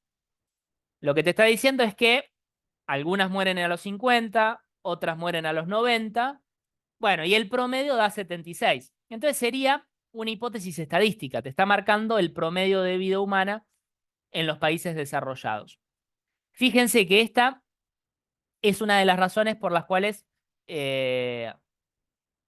hay que defender la ciencia, ¿no? En la Edad Media y fundamentalmente en la Edad Antigua, el promedio de vida era de 30 años, ¿no? Entonces, hoy en día el promedio de vida es de 80, 90, bueno, según esto, 76. Y eso es gracias al avance de la ciencia en parte. Así que es teórica porque contiene términos teóricos y estadística porque está marcando un promedio, una frecuencia relativa. J, si aumenta la oferta de un producto, en el mercado baja su precio. Ley de la economía. Teórica. Teórica, muy bien. Acá iría una coma que no puse. Entonces, es teórica porque el término mercado o el término oferta serían teóricos. Pero todos los términos son teóricos o hay alguno observacional. El precio del producto. Claro, producto sería un término que podemos considerar observacional. Y precio es discutible. El precio lo determina el mercado. Claro, según la... Pero lo tenés puesto en la góndola. Claro, entonces es discutible en el siguiente sentido. ¿El precio es eso que está escrito en la góndola o en el producto o es algo que determina el mercado? Bueno, independientemente de eso, que es una discusión que está buenísimo que surja, el término producto sí se puede considerar observacional. Entonces ya es mixta. ¿Por qué? Porque hay al menos uno teórico, mercado, y al menos uno observacional, que es producto. Entonces la hipótesis se puede caracterizar como teórica mixta universal. Como hablábamos previamente con Natalia, acá lo más importante era que la caracterizaras como teórica subtipo universal. Lo de mixta es un plus porque vemos que también la hipótesis contiene al menos un término que no es teórico. ¿Sí? Entonces, lo que vimos en este Profe, trabajo... Sí, adelante. pero ahí dice de un producto. Sí, pero Exactamente esas iba a son las decir eso. trampitas, esas son las trampitas del lenguaje español. Que yo puedo decir uno, pero al analizar el sentido de la oración me refiero a todos. Por ejemplo, si yo te digo, si yo, vamos a poner un ejemplo feo, si abro a un perro, entonces voy a encontrar órganos. Yo no estoy hablando de ¿cómo es? Firulais. ¿Vieron que en todos los videos se lo llama Firulais? Estoy hablando de cualquiera. Entonces, lo mejor hubiera sido que lo planteara en otros términos y que dijera, si yo abro cualquier perro, lo que voy a encontrar adentro son órganos. Pero también lo puedo decir de esta manera. O sea, no está diciendo que si aumenta la oferta de la yerba playadito, baja el precio de esa yerba playadito. No, te está diciendo que cualquier producto del cual aumente la oferta en el mercado, baja su precio, suponiendo que esto funcione, ¿no? Entonces ahora que vino el frío, por lo menos en Buenos Aires, va a aparecer la oferta de off que no había. Entonces, el mismo off, yo por suerte me había estoqueado el año pasado, tenía un montón de off, me trataban de loco, me decían, ¿para qué tenés tantos off al pedo? Bueno, y entonces cuando el off estaba acá 40.000 pesos, yo ya tenía un montón del año pasado, tanto así que un par se me vencieron, pero me fui para el otro extremo. ¿Pero qué te quiere decir esto? Que ahora que con el frío va a haber más oferta de off, va a bajar el precio. Y el mismo off que lo conseguías a, no sé, en un extremo, bien Mercado Libre estaba 40.000 pesos, lo vas a conseguir a 2.000 pesos. El mismo. Eso te está diciendo. O sea, está perfecto que ustedes lo estén planteando y esas son las dificultades que tiene el español. Por eso es una lengua tan difícil. Cuando un extranjero aprende el español, le cuesta un montón porque vos podés decir lo mismo de muchas maneras. Mirá cómo puedo expresar el universal. Puedo decir, cambiando el contenido, puedo decir, mirá, los tigres son felinos. Puedo decir, todos los tigres son felinos. Puedo decir, el tigre es felino. O puedo decir, si analizo un tigre, comprobaré, sería medio rebuscado esto, pero para que es felino. Entonces, si yo lo digo así, de esta última manera, no estoy hablando de un tigre particular, estoy hablando de cualquiera. ¿Sí? A veces las leyes científicas se plantean de esta manera. Obviamente, Claro, no especifica un tigre bengala, por ejemplo. Y tampoco claro, el producto, o sea, en general, ahí entendí que hacía perfecto. exactamente, sí. ¿Cómo hubiera sido si hubiera sido singular? Te hubiera dicho concretamente qué producto era y lo tendría que haber expresado de otra manera. Tendría que haber dicho, si en este supermercado aumento la oferta de la yerba playadito, entonces va a bajar su precio. No sé si en este supermercado no. Si aumento la oferta de este producto particular, de esta yerba playadito, entonces va a bajar su precio. Sí, sí, ahí le entendí, profe. Perfecto. Espectacular. Pero sí, efectivamente, esta es una de las dudas que surgen. Y por eso el trabajo práctico tiene algunos que son fáciles y otros que son complicados. Este era uno de los difíciles. Y entonces el último ejercicio hace referencia a otro caso de investigación que agrego es más complicado que el anterior y no es el nivel de dificultad que vas a encontrar en un eventual primer parcial. Es más difícil este. Entonces, el nivel de dificultad sería más parecido al de Reddy y Pasteur o al que les voy a subir la próxima semana para que ustedes puedan practicar con cuestionarios de autoevaluación que les dan las respuestas de manera automática. ¿Por qué les digo que este caso es un poco más difícil? Porque si bien te pide los mismos elementos, que son hipótesis fundamental, hipótesis auxiliar, y que la clasifiques según la distinción epistemológica en teórica o observacional y según la distinción lógica en singular, muestral, universal, existencial o estadística, lo que tiene este caso es que aparecen dos hipótesis fundamentales distintas y dos experimentos que dan resultados distintos. Entonces te confunde. Lo que pasa es que la ciencia a veces tiene estas cosas que hay casos que son didácticamente no están del todo buenos. ¿Por qué? Porque lo que aparecería en un ejercicio de parcial sería una sola hipótesis fundamental, un par de auxiliares y un experimento. Y el experimento confirma o refuta la hipótesis. Pero acá van a aparecer dos distintas.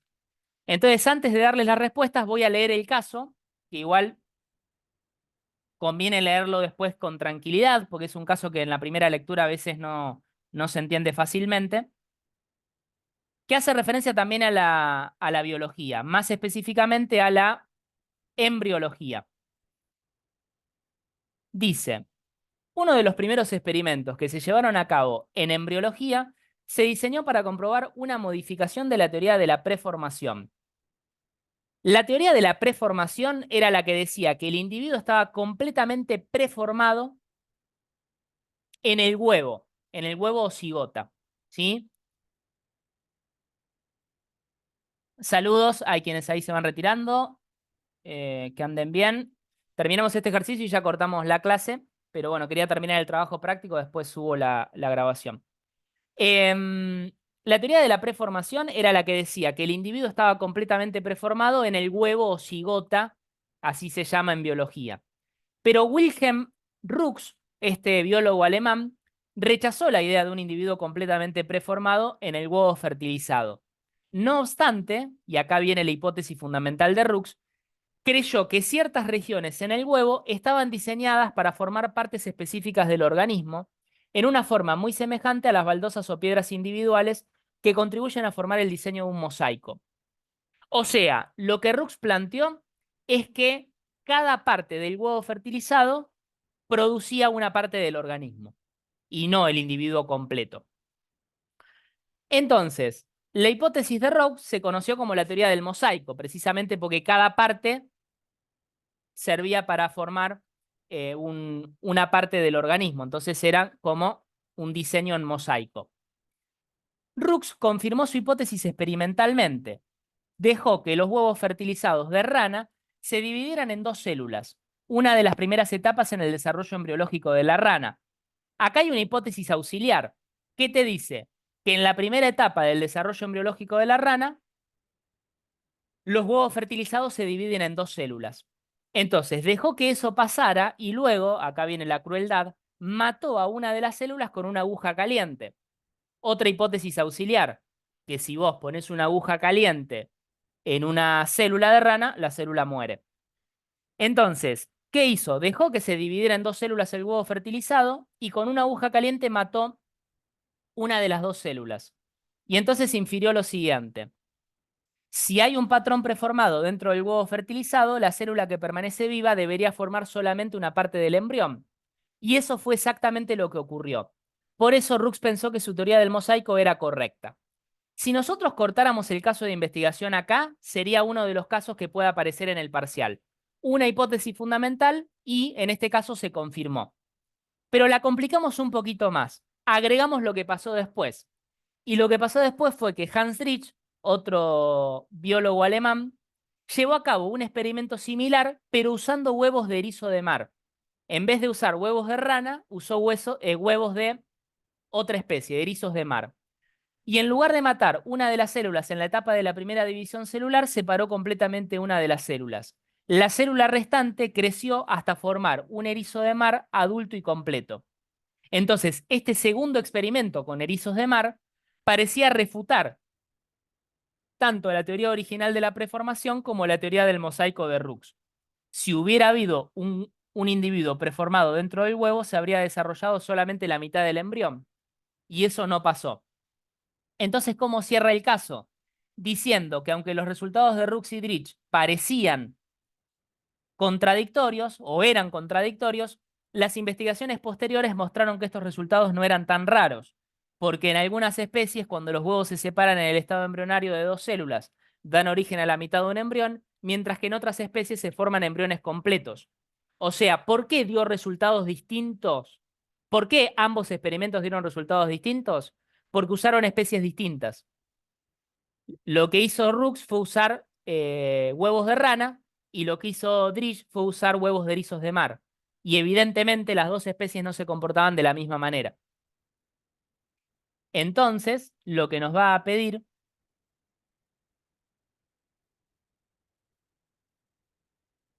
estoy leyendo en el chat una pregunta. Me dice lo siguiente, la vamos a responder entre todos. Si en una hipótesis hay un concepto teórico y un concepto observacional, ¿qué pesa más para clasificarlo? ¿Lo observacional o lo teórico?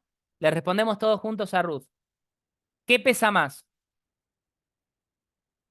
Si vos tenés, por ejemplo, voy a poner en el chat una hipótesis en la que se dé lo que plantea Ruth.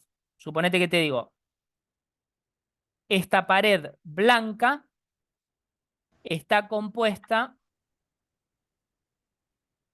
por moléculas. Este sería un ejemplo de una hipótesis en la que hay un concepto teórico, moléculas, y hay dos conceptos observacionales, pared y blanca. La pregunta es, ¿qué pesa más? Este es teórico Teórica. mixta. Hasta ahora Muy bien. teórica habíamos dicho, porque estoy observando a esa pared blanca recurriendo al concepto teórico. O sea, mi observación parte de una cuestión teórica. Exactamente. Por lo tanto, va a pesar más lo teórico. Y entonces, ¿cómo la vamos a clasificar? Como una hipótesis teórica, si nos piden solamente el tipo, y si nos pidieran el subtipo, vamos a decir que es además subtipo mixta. Ahí lo puse en el Ajá. chat. Pero lo que pesa más es lo teórico. O sea, teórico mata observacional. Si vos tenés una hipótesis que combina términos teóricos y observacionales, va a ser teórica. Además, se puede agregar subtipo mixta, pero está perfecto lo que respondieron, es teórica, pesa más lo teórico. Entonces ahora volvemos al caso, que yo reconozco que es un caso difícil, con lo cual habría que leerlo varias veces, ¿sí? Si no lo entendieron en esta primera lectura, no se preocupen, después lo releen varias veces y van a ver que lo van a terminar entendiendo. Pero más allá de entender el detalle o no, lo que nos piden es estructural. Nos van a pedir cuál es la hipótesis fundamental de Rooks. Y fíjense que la hipótesis lo pronuncio así porque es alemán. Algo así como Rooks se pronunciaría. Wilhelm Rooks. Fíjense que la hipótesis fundamental es la que yo acá resalté en amarillo. Lo que él creyó es que ciertas regiones en el huevo estaban diseñadas para formar partes específicas del organismo. Entonces, esa es la hipótesis fundamental de Rooks. Y eso entonces es lo que tenemos que plantear, que lo que tenemos que responder en A, que preguntaba, enuncia la hipótesis fundamental que formuló Rooks. Pero después nos pedía que formulemos la hipótesis alternativa. Y la alternativa es la que se formulaba anteriormente, que era la teoría de la preformación, que hay un individuo completamente preformado en el huevo fertilizado. Reitero, si a vos te tocara un caso de investigación en el primer parcial, va a tener una sola hipótesis fundamental, no dos. Por eso esto es un nivel de dificultad un poquito más alto que el que te va a tocar. Pero bueno, en este caso había dos. Y la que intentó poner a prueba Rooks es la que dice que ciertas regiones en el huevo estaban diseñadas para formar partes específicas del organismo. Entonces en C nos pide que la clasifiquemos según la distinción teórico-observacional y de acuerdo a su forma lógica. Entonces yo puse que es teórica universal. ¿Por qué puse que es teórica? Primero, vamos a discutir por separado los dos. ¿Por qué es teórica y no observacional?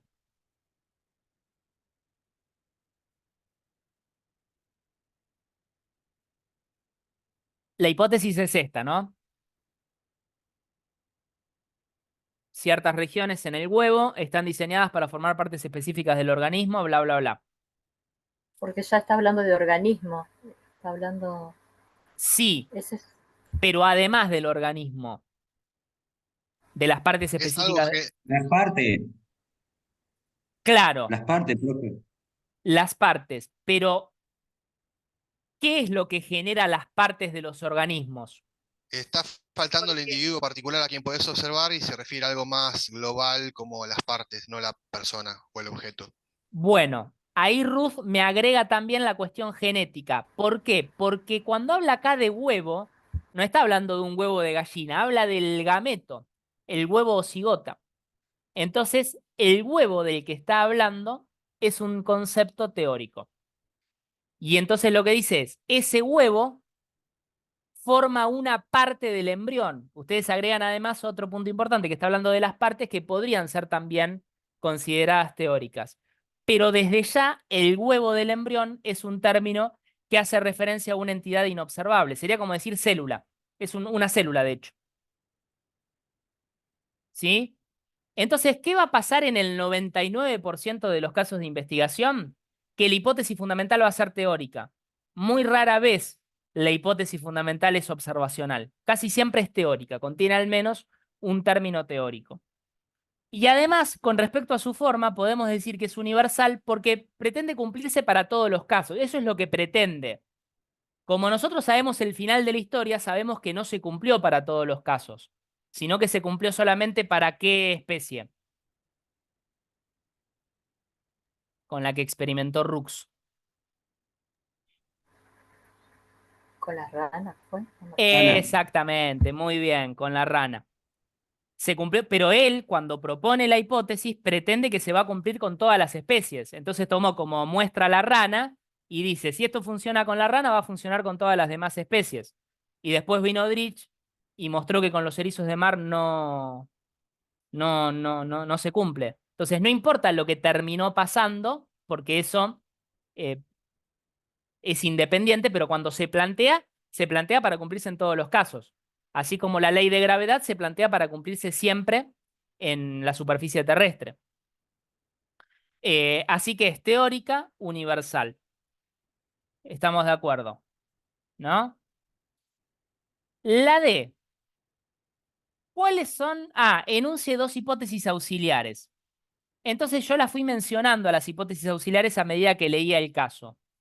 Una sería que los huevos fertilizados de rana se dividen en dos células en la primera etapa del desarrollo embrionario. Cuando se describe el experimento que realiza Rux, entre paréntesis aparece, esta es una de las etapas del desarrollo embrionario de la rana, la primera etapa.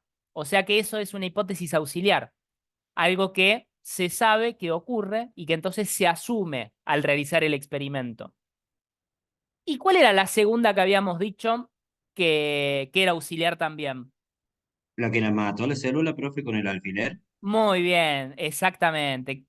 El contacto con una aguja caliente mataría la célula de la rana. Elegimos esas dos porque son las dos que estaban explícitas en el caso. Y nosotros siempre vamos a pedirles las que están en el caso. No le vamos a pedir que infieran otras, más allá de que ustedes lo pueden hacer. Pero no, siempre vamos a pedir las que están ahí. Y esas dos estaban explícitas, ¿no? Son auxiliares porque necesitamos suponerlas para realizar el experimento. Así como Pasteur necesitó suponer que a la temperatura de ebullición los microorganismos morían. ¿Sí? Y hay un último punto que este sí acude a la imaginación, que es que formulemos alguna hipótesis presuntamente ad hoc que se podría introducir en favor de la teoría del mosaico. Supongamos que Rux, que fue el que propuso esta teoría del mosaico, no hubiera aceptado el resultado, perdón, sí, Rux, que es el que propuso la teoría del mosaico, no hubiera aceptado el resultado del experimento de Drich. Drich probó con erizos de mar y el resultado que le dio es que la teoría del mosaico no se cumplía. Entonces, ¿qué podría haber postulado de manera ad hoc Rux para salvar su teoría del mosaico? Que No no es... usó la técnica del alfiler. Bueno, esa podría ser una. Esa podría ser... Está buena, Jonathan, la que vos marcaste, claro, porque a diferencia de lo que hizo Rux, que pinchó con una aguja caliente una de las dos células, lo que hizo Drich fue separar las dos células sin matar ninguna. Esa podría haber sido. Pero de todas maneras, el problema fue que la célula tomada individualmente no generó una parte del embrión, sino que generó el individuo completo. Entonces, lo que yo pensé, igual está bueno lo que planteaste, Jonathan, esto era acudir a tu imaginación y pensar cómo salvar la hipótesis. Lo que yo propuse fue plantear que en realidad los erizos de mar serían una excepción, un caso anómalo. Algo que podría, así como los defensores de la generación espontánea le decían a Reddy que en realidad al tapar herméticamente el frasco había generado un caso anómalo en el cual se viciaba el aire de los frascos y entonces no se podía producir la generación espontánea, acá, si Rux hubiera querido defender a toda costa su hipótesis, podría haber dicho que los erizos de mar, que son la especie que eligió Drich, constituyen un caso anómalo en el que justo la teoría del mosaico no se cumple, pero que sí se cumplen todas las demás. O podría ser a la inversa también, plantear que se cumple la teoría del mosaico exclusivamente con los huevos de rana. Brillante, Anaí. Eso lo podría haber planteado como hipótesis ad hoc Drich. Espectacular. Entonces, habrá que hacer nuevas investigaciones para ver qué pasa con otras especies, para saber cuál era ad hoc y cuál está confirmada. Yo elegí esta porque lo que nos pedía la consigna era una ad hoc que se podría introducir en favor de la teoría del mosaico. Pero si nos hubieran pedido una ad hoc que se podría introducir en favor de la teoría de Dirichlet, entonces se podría haber postulado la que dice Anaí. Reitero, esto ya implicaba usar nuestra imaginación, no estaba descrito en el caso, con lo cual es un nivel de dificultad un poquito más alto que el que podemos llegar a pedir. Lo que hay que saber es distinguir la hipótesis fundamental de las auxiliares y saber clasificarlas según la distinción teórico-observacional y según la forma lógica, en singular, muestral, universal, existencial y estadística. Ahí tengo algo en Profe, el chat. Ah, bueno, me gustó la de Mauricio también. Mauricio propone otra hipótesis ad hoc. La presencia del agua salada modificó las condiciones del experimento. Buenísimo. Bueno, ahí la imaginación es la que te va a permitir pensar una hipótesis ad hoc. En los hechos, si no está explícita en el experimento, es difícil saber cuál podría ser, pero uno puede imaginar distintas opciones y está perfecto. profe, Sí, ¿puedo hacer una pregunta? sí, por supuesto.